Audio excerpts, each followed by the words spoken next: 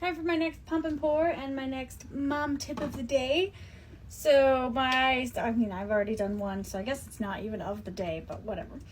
So my tip of the day, my next tip of the day is to write down all of the weight and height and milestone restrictions for all your baby stuff.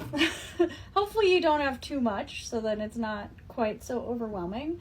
But when I was pregnant, part of my nesting was creating a big list of all restrictions, especially for car seats, strollers, sleep spaces, and those are not especially, but those are the things I did. I also did, let's see what else is up there, seats and carriers. And so I wrote on a big whiteboard that I have in my baby's room all of the restrictions. So then, okay, so that was 3.35 on my right side.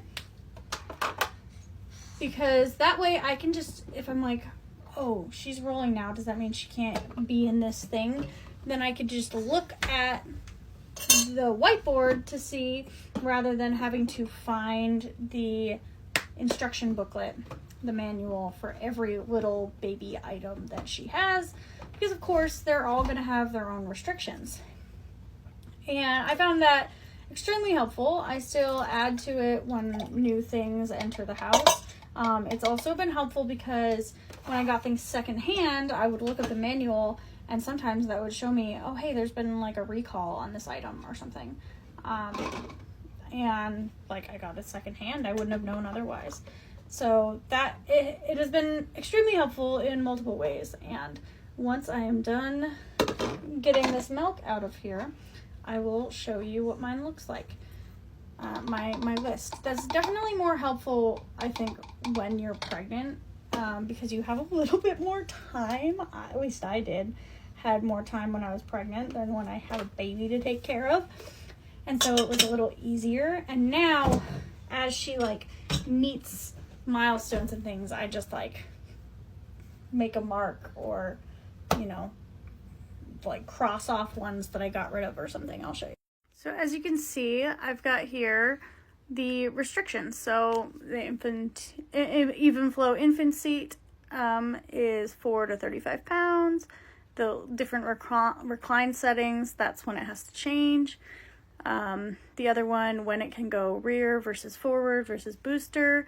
Sleep spaces, we've crossed off all the sleep spaces. She's now in a crib, but these are the carriers that I've had. And then these are the 3 milestones that she's checked off. You can see, oh, this one can be used from star, which is able to sit unassisted, to 40 pounds. This one can be used from able to sit unassisted to 37 pounds. And the bassinet couldn't be used after she could push herself upright on hands and knees, which she just started being able to do. So I just moved her out of the bassinet. So yeah, it's just a little helpful guide with a little key that I have.